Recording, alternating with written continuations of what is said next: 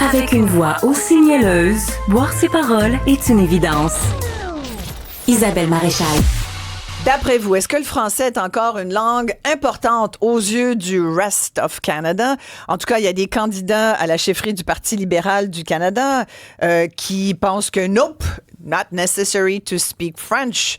C'est secondaire. Il y a des choses plus importantes que le français à discuter, là. C'est ça là, qui nous pend au nez. Alors, dans un cas où, je le rappelais quand même, Pierre Poilievre, le conservateur, risque d'être avantagé parce que lui est bilingue. En tout cas, il a travaillé pour apprendre le français, ce qui est quand même une marque de respect. Qu'on l'aime ou pas, sincèrement, il faut quand même reconnaître, Pierre Poilievre a appris le français. Il est pas né francophone, il l'a appris. Donc, je pense que c'est important de le faire remarquer. Avec moi, Gilles Duceppe, ex-chef du Bloc québécois, plutôt 2 fois qu'une, ex-député fédéral de la circonscription de Laurier pendant plus de 20 ans. Merci d'être là, Gilles. Ça fait plaisir. Réaction à chaud. Après l'entrevue de M. Duclos. Souvent, en chambre, je me levais et je disais, il y a 2 langues officielles au Canada. Alors, toute la chambre se levait, m'applaudissait à tout rond. Puis une fois qu'il était assis, je disais oui, l'anglais et la traduction simultanée. Moi, je pensais que tu allais dire l'anglais puis la langue de bois. Et puis, j'ai fait 17 débats des chefs, moi. 17? Ouais, je suis sûrement dans le Guinness, là. Et j'ai dit souvent que j'aimais mieux les débats en anglais qu'en français. Les journalistes disaient pourquoi? Parce que je les comprends en anglais. Ah ouais. C'est ça la réalité. Et si on remarque, là, la déclaration du gars... Aria. n'a pas été critiquée dans le National Post, ni dans le Toronto Star. Mais je pense que beaucoup de gens sont de son avis. Que le français, c'est secondaire. Imaginons l'inverse. Quelqu'un il aurait dit c'est pas nécessaire de parler anglais. Eh là, ça aurait été le scandale partout. Quand M. Duclos nous dit qu'il y a une augmentation des francophones, je veux bien croire qu'ils arrivent comme francophones, mais quand vient le temps de travailler, ça se passe en anglais. Complètement. Or, c'est l'assimilation après 1 ou 2 générations. Ils parlent français, puis des fois, c'est tellement drôle. Quand ils chantent le mercredi au Canada, là, j'ai entendu, moi, on n'est pas en chambre à ce moment-là pour pas les provoquer pour rien. On n'était pas pour le chanter. On n'a pas été là. On rentre après, mais t'es entends. Ouais. Et quand tu chantais « Et ton histoire est une épopée », certains chantent « Ton histoire est une d'épopée ». C'est très drôle. Tu dis, c'est pas une d'épopée, c'est une épopée. Une épopée, c'est quoi une épopée? Une épée? Non, c'est pas une épée, une épopée. À Vancouver, je me souviens, j'ai fait le tour du Canada souvent, moi, puis 14 langues dans le menu, il n'y a pas le français. Terrible, pareil. Ce qui fait la beauté du monde, c'est la diversité. Moi, je suis pas contre les anglophones. Ma mère s'appelait Rowley. Mon grand-père, c'est un British home child. John James Rowley. C'est que quand il me disait, quand je faisais des tournées au Canada, you don't like English people. Well, my mother's name Ellen Rowley. My grandfather was John James Rowley, qui avait éduqué ses enfants en français d'ailleurs. Et je terminais en disant, I'm a bloke who turn block. Ça, c'est bon, ça. Et là, je leur expliquais, on n'est pas contre vous autres, on n'est pas meilleurs, on n'est pas inférieurs, mais ce qui fait la beauté du monde, c'est la diversité. Hein? On ne veut pas devenir planète Hollywood, ni planète Beijing dans 100 ans. Oui, mais cet aspect-là de la diversité, Justin Trudeau l'a beaucoup mis à l'avant, ce qui fait que le Punjabi était quasiment aussi important que le français. Mais il nie la culture. Alors que c'est pas ça, là. Ben non, il nie la culture. Si on nie la culture, on ne fait pas avancer la diversité. C'est un gros mélangeur. Et ça donne les États-Unis le melting pot. C'est pas ça. Même Macron a fait l'erreur de dire que la culture française n'existe pas. Le président de la France. Mais qu'est-ce qui leur prend à tous ces dirigeants moi, je pense de nier que la culture intrinsèque de leur pays? C'est de se dire, on est ouvert à tous, mais on peut être ouvert à tous. Tout en respectant soi-même. Et intégrer les gens d'ici. Complètement. Puis, je pense que le Québec était exemplaire en ce sens. On a fait la paix des braves. C'était le temps qu'on le fasse parce qu'il y avait... les Autochtones étaient exploités au Québec comme ailleurs au Canada, mais la paix des braves a fait changer beaucoup de choses.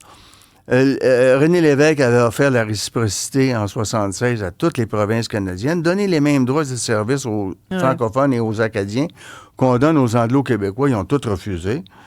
Mais les Anglo-Québécois ont tous les services qu'il leur faut. C'est correct. Là, les hôpitaux, les universités, ainsi de suite. Il y avait même un bout de temps plus d'universités anglophones au Québec que francophones. Elles sont mieux financées même, on pourrait dire encore aujourd'hui en 2025, absolument. Tout à fait. Et ceux et celles qui viennent nous rejoindre ici doivent s'intégrer à la majorité, moi je dis du peuple québécois, pas de la nation. Ouais. Parce que si on connaît Première Nation, notre nation n'est pas la leur. Tout à fait. Si on parle du peuple, c'est la majorité, c'est la nation québécoise. Il y a les Premières Nations, puis il y a la minorité nationale anglo-québécoise. Puis ceux et celles qui viennent nous rejoindre, bien, doivent s'intégrer à la majorité, qui est la nation québécoise. Mais je pense Puis qu'il ça faut nous change rappeler, aussi.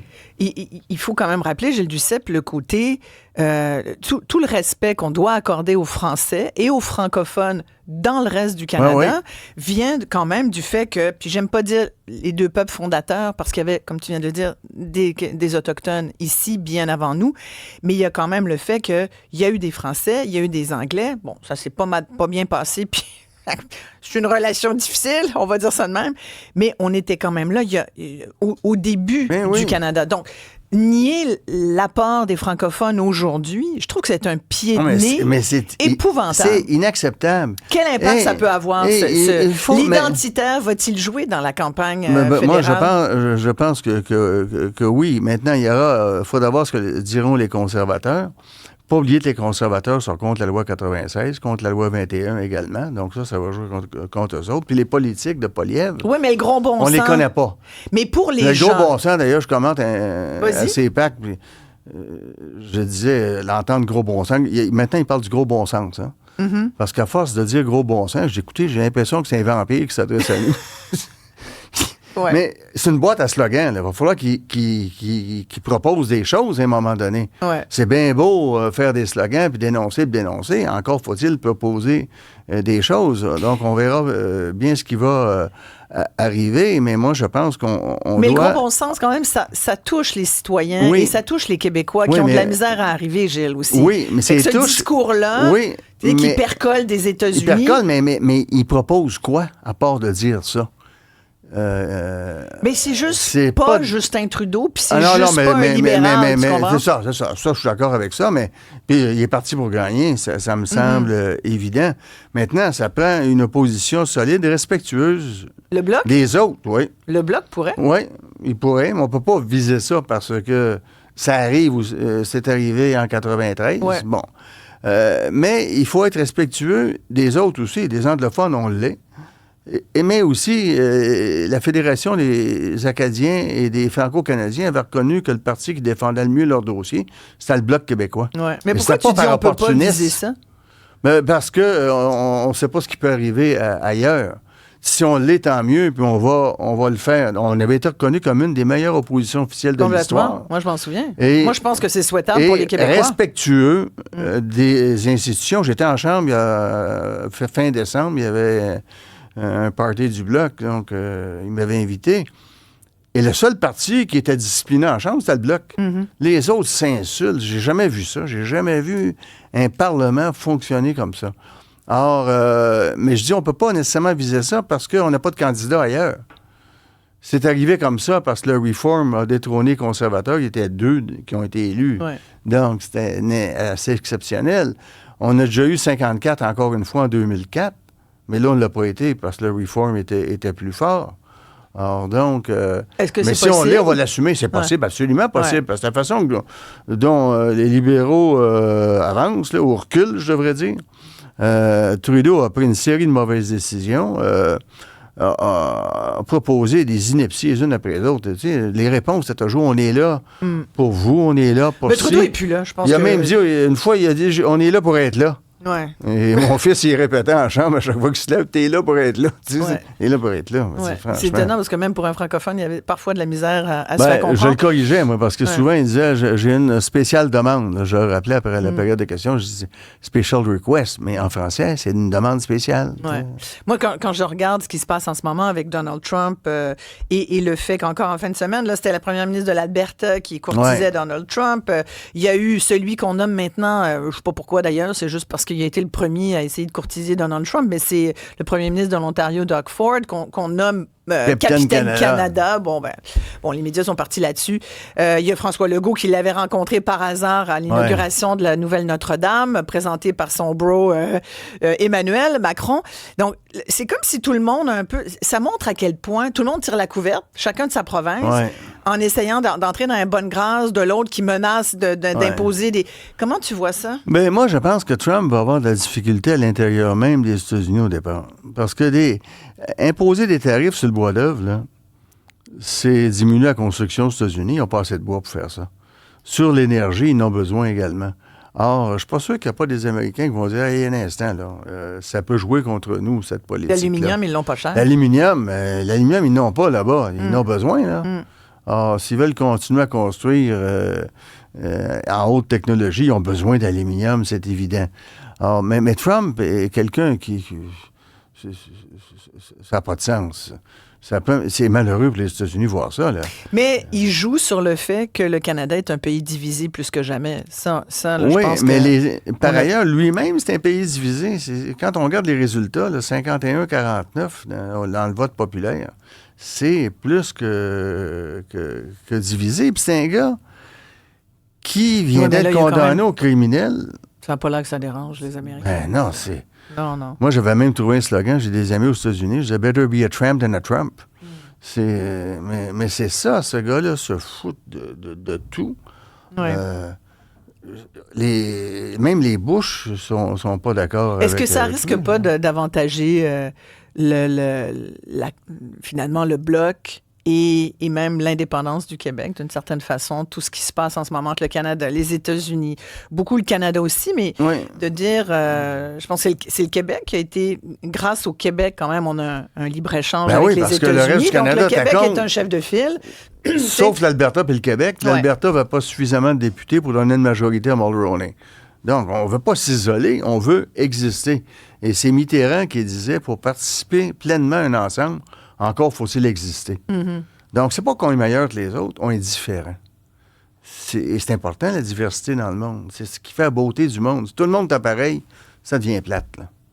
Il faut protéger la diversité. Est-ce que le Québec est assez fort pour tirer la couverte de son côté? Moi, je pense que oui, on a tout ce qu'il faut là, pour être un pays. Il s'agit de s'assumer, avoir suffisamment confiance. Mais par rapport à Trump, là, surtout. Par rapport à Trump, mais Trump, d'abord, est là pour 4 ans. Là. Bon, il y a des problèmes. Ça va être long. Ça commence de même. Mais en même temps, il va avoir des difficultés aux États-Unis, je le rappelais, à l'intérieur même du commerce américain parce qu'ils ont besoin de ressources qu'ils ne possèdent pas.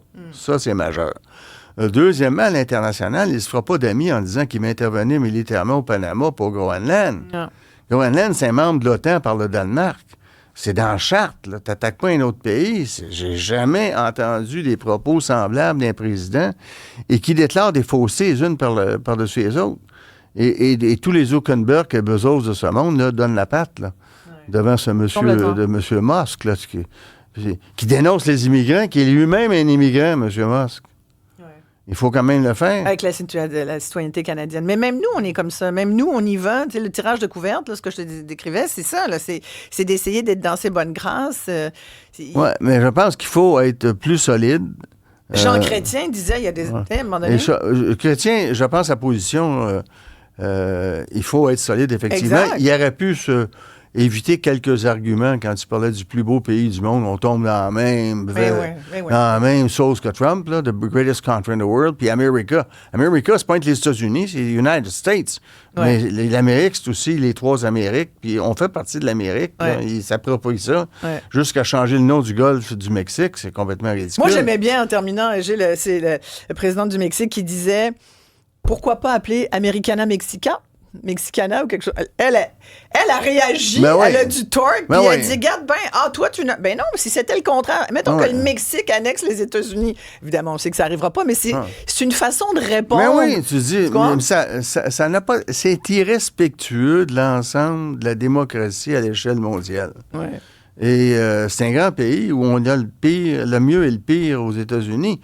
Mais quand uniquement vous savez, il y a plus, je voyais ça dernièrement, il y a plus de morts par mois par arme à feu au Wisconsin qu'en Haïti. Ouais. Hey, c'est terrible. C'est épouvantable. Et ça, c'est quand on dit quelle est la différence entre... Quelqu'un me posait la question la semaine dernière. Pourquoi, après tout, on ne serait pas américain? On est tellement comme eux. Et je répondais, on est tellement différents. Tellement différents. Peut-être qu'on a on échange beaucoup de choses. Mais quand M. Duclos disait... Le Québec est important pour le Canada. J'ai entendu ça, parce qu'il y a beaucoup de relations internationales à Ottawa, puis j'y participais. Et là, je les entendais dire, les gens leur disaient, well, you're just like the United States. No, we're different. We have a French province. Ah oui, dans ce temps-là, ils nous ressortent. C'est bon. A French province. Mais même, vous parliez des armes à feu. Sur les armes, on n'est pas comme eux du tout. sur les valeurs fondamentales, on n'est pas américain. Non, et ça, il faut s'en souvenir. On veut pas dominer le monde. De toute façon, on n'a pas les moyens de le dominer, puis tant mieux. Gilles Duceppe, merci. Toujours un plaisir d'avoir Gilles Duceppe à l'émission, ex-chef du Bloc québécois, bien sûr, qui va être un observateur très attentif comme nous de cette campagne au niveau libéral parce que ça va être sportif dans les prochaines semaines. On s'arrête ici, très courte pause, on revient tout de suite après.